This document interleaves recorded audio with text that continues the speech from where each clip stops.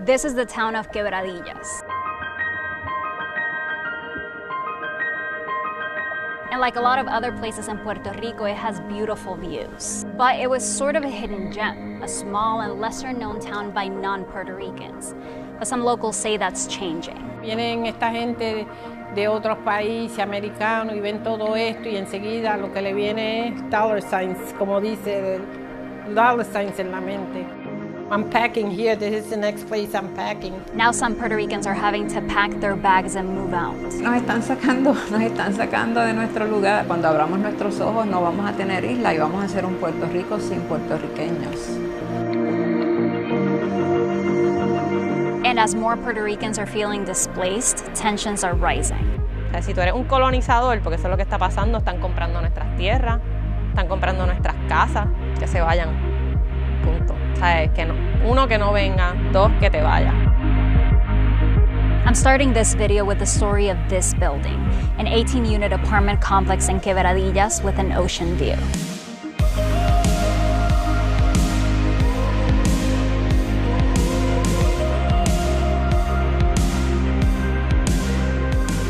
Muchachos, esto es el sueño que yo siempre quería, tener un apartamento así. Brenda Velázquez loves her two-bedroom apartment. What's your favorite part? My bedroom, because I have a lounge chair in the balcony. Sometimes, you know, the electricity goes out. I sit out there. I just love it here. I want to spend the rest of my life here. That was your plan. That was my plan. Yo dije, de aquí, perdonando la expresión, me sacan con las patas para el frente, porque esto es, ya según tú lo ves, es tranquilo, nos llevamos todo bien. But then rumors started that a tenant who was living in the penthouse had bought the building. I guess since he moved up there, he had that in mind since he was looking at the ocean view that we have from the beginning. I think he already had in mind, well, I could convert this into more money. Finally, one of the neighbors asked him. Le digo, mira, tú compraste esto aquí, ¿qué vamos a hacer? Me dice, I don't want to dampen anybody's holidays, but I'm going to make a new project here, and all of you's got to move. And then the letter came, telling residents that the San Jose Hills apartment building had sold, that it would be remodeled, and that everyone would have to leave by December 31st. Some tenants say they received the letter the weekend before Thanksgiving. It was terrible. That's the worst news. You know, when I came there, I started crying.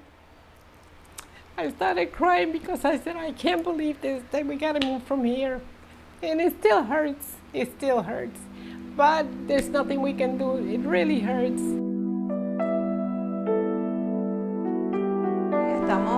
Unos días estamos con mucha tensión, otros días no podemos dormir, ansiosos todo el tiempo porque de repente nos hemos tenido que dar a la tarea de comenzar a buscar un lugar donde vivir. Janita Ocasio and her husband moved to San Jose Hills a year and a half ago. Un lugar muy tranquilo, el sentido de comunidad, es como una comunidad pequeña y estamos todos pendientes los unos de los otros. They had no plans to move out anytime soon until they got the news. Nos han informado que van a hacer un tipo club, un high-end Airbnb o hotel tipo club para aparentemente dedicado a los residentes de Estados Unidos.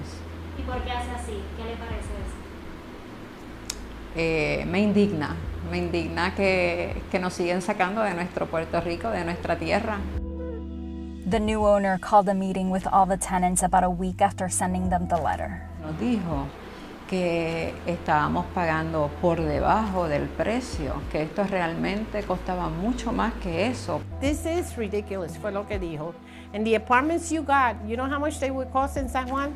Y yo con ganas de decirle, yeah, but that's San Juan.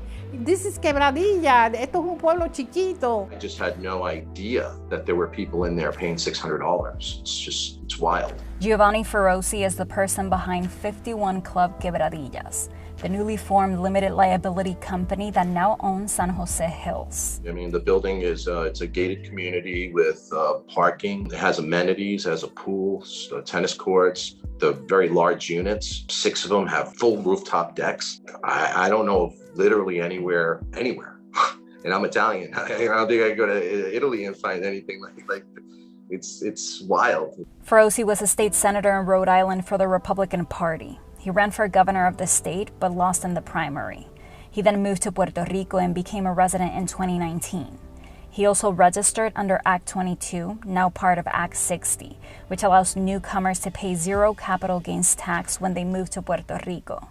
Feroce is also the #2 personal income tax delinquent according to the state of Rhode Island, owing more than $1.2 million. Yeah, it's only $500,000 and change. All the rest of the penalties that they created, but with the misreporting. But to be clear, you do owe the state of Rhode Island tax money. You're just saying that that number is not accurate. Correct.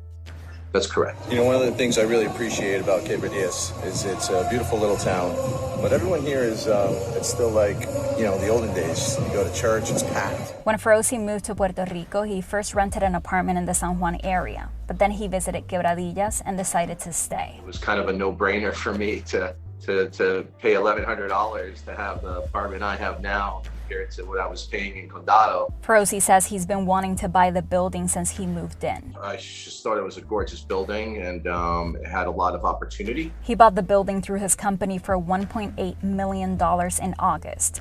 But in June, a couple months before it was official, he posted a video to Instagram announcing that he was doing a pre-sale of the units. You know, after that, the prices are going to go up dramatically. He says he got in trouble with the realtor for that. Man, they just came, don't you say that, you don't own it yet. You don't. I said, okay, why don't you want to tell people what's coming? It's weird. So I gotta be honest with you, the only people who were stopping you from getting any information were literally other Puerto Rican people trying to tell me not to be nice. This wonderful complex is going to become a brand, and we're going to make it really cool. First, he thought about turning the apartments into condos, but Feroce says he's also thinking about turning the building into a hotel. If he does, he says he would be creating jobs. Puerto Rico's #1 opportunity to change its economic condition is through increasing tourism. So if you increase tourism, everything else will come with it. I asked Feroce for his response to the residents who say they're being displaced by outsiders, and he had 2 things to say. I'm not an outsider. I live in Quebradillas, man. I mean, I'm Puerto Rican now. I lived there this is my 4th year. That he's from Quebradillas now? I think the word displaced is momentary, maybe. And that getting displaced now would pay off later for residents. The potential momentary feeling should be not only mitigated, but it would go away as you see more opportunities grow. We all have to be in this together. That includes, the residents, everybody. So I love Quebradillas. And for me, I think it needs a hotel. Meanwhile, tenants like Janita are having a hard time finding a place to live. She and her husband are now suing Feroce, alleging he's discriminating against the current tenants to offer the apartments to non-Puerto Rico residents and or to people of a higher social class. Es totalmente una injusticia. Why did you make the decision to ask them to leave as opposed to being the new owner of this building and continuing to have the current tenants? Yeah, I didn't buy the project to own an apartment building. That wasn't the original intent. Feroce also says the rent that the current tenants are paying is too low to upkeep the building. The lowest rent at San Jose Hills was $600 a month. But according to the 2019 census, that's above the median rent in Quebradillas, which is a little over $450 a month, in a town where the median household income is around $17,000. No puede ser que estas amenidades se conviertan en privilegio. Raúl Santiago Bartolomé studies gentrification. He says in some towns in Puerto Rico, lower-income people are getting priced out of the neighborhoods where they need to be in order to have access to jobs and services. What you're doing really is moving poverty around. You're not reducing poverty in the area, you're just pushing it around. This is a really popular place that has a lot of Airbnbs. Short-term rentals are also taking over. Santiago Bartolomé created this map with all the Airbnbs in Puerto Rico between 2014 and 2020.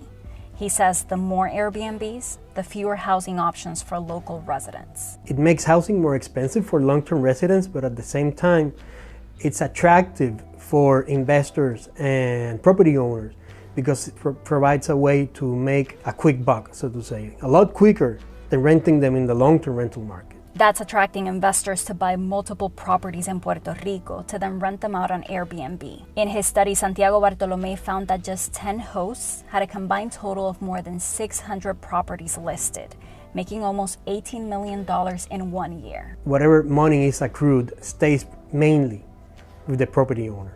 And very, very, very, very little actually trickles out to the rest of the community. So all these houses you can get for super cheap, and people are starting to figure that out. This is Diane Cohn's YouTube channel. He's going to show us all the hot places today. She moved to Puerto Rico in 2014. Pretty much it was a combination of midlife crisis and tax benefits. She also got a tax break under Act 22.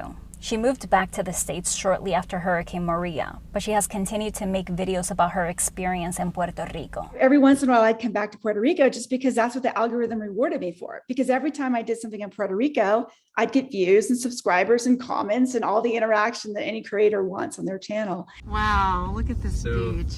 A few months ago, she posted a video that received backlash in the comments section. It was kind of a punch to the gut. I'm like, wow, people are really upset, and I was thinking, well, this was not my intention. It's not my intention to exploit Puerto Rico. But, it's not something I really thought about either until they pointed out that point of view. To get in a car with a realtor and to drive around and just say, hey, where are the good deals? Where's the opportunity? That's just, I don't know. That's just how people look at real estate. And this is when you want to buy. Right. This is when it looks like this. In the video, she talked about the real estate opportunities in Isabela, the town next to Quebradillas. We're the best kept secrets in Puerto Rico. But the secret is getting out. Not anymore. Así no te cocamona. Tengo la personalidad. La tengo. Isabela is also the town where Suzette Quiroz was living with her partner and newborn baby. But when the landlord where she was renting was moving back into the house, they had a hard time finding another place they could afford. Cuando iba a ver casas o apartamentos, en un momento dado hablé con un realtor que me dijo, sí, nosotros preferimos alquilarle a gringos porque el proceso es mucho más fácil y nos dan el dinero bien rápido. Le ofrecían más a los dueños de las casas. Tu anuncio está en tanto, yo te doy más y te adelanto 6 meses de renta. Porque tenían ese poder adquisitivo, tienen ese poder adquisitivo, tienen más dinero, vienen con un sueldo mucho más alto. They ended up having to move to the next town over, Aguadilla. I'm going to show you where the next hot spot is going to be for Aguadilla. Suzette says she came across Diane's Isabela video. That is incredible. But couldn't get through the whole thing. Guiar por una calle donde yo pasaba todos los días y escuchar a un gringo decir, sí, porque yo me mudé aquí justo después del huracán María, y pensar en todas las personas que se tuvieron que ir de Puerto Rico después del huracán María, de todas las personas que murieron en Puerto Rico después del huracán María. Por eso yo no seguí viendo el video. Diane made a video in response to the backlash. Am I a colonizer? Do the people of Puerto Rico really prefer their abandoned buildings? Do they like seeing empty businesses and trash everywhere? As islanders, why not take advantage of your inside contacts, snag the best real estate deals yourself, fix them up, and sell them at a profit to people you like? No es que yo no trabajo duro y por eso no puedo comprar una propiedad. Ese es el problema. Que aunque trabajas duro no te la puedes comprar. I empathize with that, but that's also just kind of how the world is. It sounds terrible, but it's just how the world is. And so you have to do the best you can to kind of, get onto the ladder, get ahead on the ladder. Yo me estoy defendiendo. El que yo no quiera que esa gente se mude a Puerto Rico no es porque no me caen bien o porque no me gusta la gente blanca o la gente rubia o tengo un problema con la gente que habla inglés. Se trata de que tú me estás afectando mi vida. It is a problem. I understand it. What's the solution? You have the politicians that are inviting investors. Hay entidades que se están dedicando a la transformación de espacios en desuso. Hay un trabajo que se está haciendo y que podemos hacer nosotros los puertorriqueños y no tenemos que esperar a que nadie del extranjero venga a hacerlo por nosotros. The island holds a special place in my heart. We were there for 4 years. We drove all over those mountains. We explored so much, and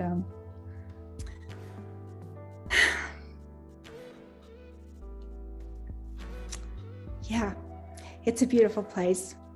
I don't know, I'm crying, I guess because I care. I always loved, to have an apartment with ocean view, and I got it here. But now I lost it. Now it's lost. Meanwhile, Brenda still hasn't found a place to move to. Most of the apartments and houses here in this town, in Quebradillas, they're all becoming Airbnb. Most of them. I can't find a house. The new owner told me he's now giving tenants until March to move out. My daughter comes to see me. She said, Ma, it's a damn shame. You gotta leave this place. I said, it's not my choice, sweetie. It's not my choice. She loves this place. She really loved this place.